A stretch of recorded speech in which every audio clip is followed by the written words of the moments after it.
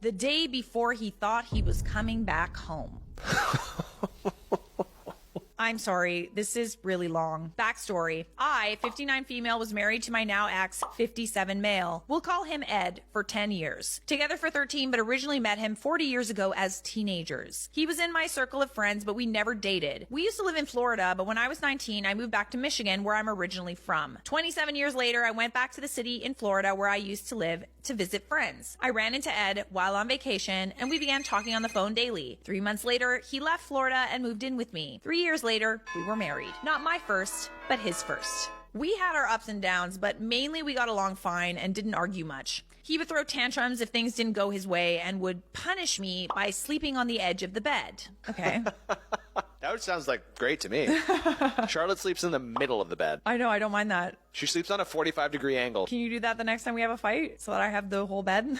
No, we just need to get a bigger bed. We already have a king-size bed. Sometimes when she gets scared and she just wants to cling on to me or grab me, and it like jars me up, you know? I'm like sleeping peacefully, dreaming about puppies or, you know, chocolate or whatever. And she grabs me and I'm just like, oh my God. 2 years into our marriage, things went horribly wrong when he got into root. It was horrible. One night, I finally had enough, and I was on the phone with my mother-in-law telling her I was sending back to Florida when the sheriff's department knocked on my door. Someone had found my husband unconscious, severely beaten, in a ditch a block from our house. We lived in a small village with woods across the street. I raced to the hospital and didn't recognize him when I saw him. He was so swollen and bruised. Now, my husband was a man who could fight, and he was strong. Come to find out, it took 3 men to do this. They thought they could rob him since it was payday, but he'd been home and purposely left his wallet at home. I sat with him 24/7 while he was in the ICU. I slept on a couch in his room. I prayed for him, bathed him, and took care of him even after he came home. This actually saved his life. He got clean and went back to work full time, always putting me and my grandson first before his needs. He went to work and came home. That's it. 4 years later, I finished my education and became an ordained priest and have been the pastor at my church ever since. At first, he didn't mind, but then he would say things like, I didn't sign up for this, even though I never pushed church on him. I knew he believed in God and he prayed daily. I would invite him to Christmas and Easter, and he also came home when I ordained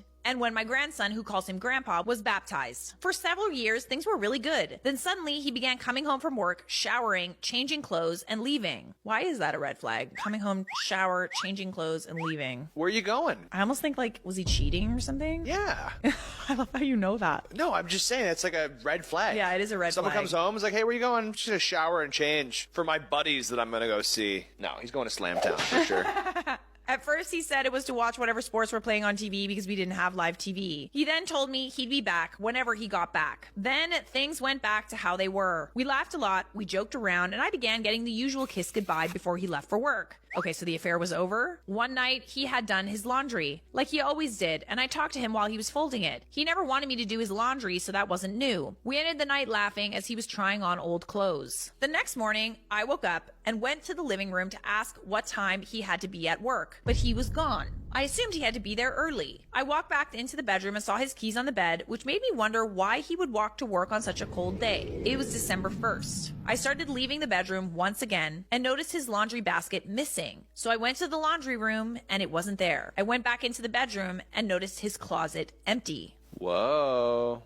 Sounds like someone's making a run for it. I called him to ask where he was and asked if he had moved out, and of course his answer was yes. Come to find out, he'd met a woman at his job who works for one of those shopping apps where people buy and deliver your groceries. He moved in with her. Over the next 6 months, he called almost daily and would say things like, our marriage will survive this, just give me time. What? He even told me he would be mad if I began dating. I'm sorry, wait, hang on one second. You know what you call that? What do you call that? It's what we call a double standard. Period. Dude, I mean, he comes back, he starts showering, going out to watch sporting events. I'll come back when I come back. Oh, yeah. He's for sure boning someone. He admitted to it. So he's essentially trying to keep her from seeing anybody else, trying to like leave breadcrumbs to say like, no, I'll be back. Yeah, just wait for me. While I go to Slamtown, Pound Town. During one of our phone calls, he told me he wasn't happy with her and was going down to Florida to visit family. Oh, good. Well, I'm just here waiting for you. Let me just sit here and wait for you to be done with your affair. Oh, goody, goody.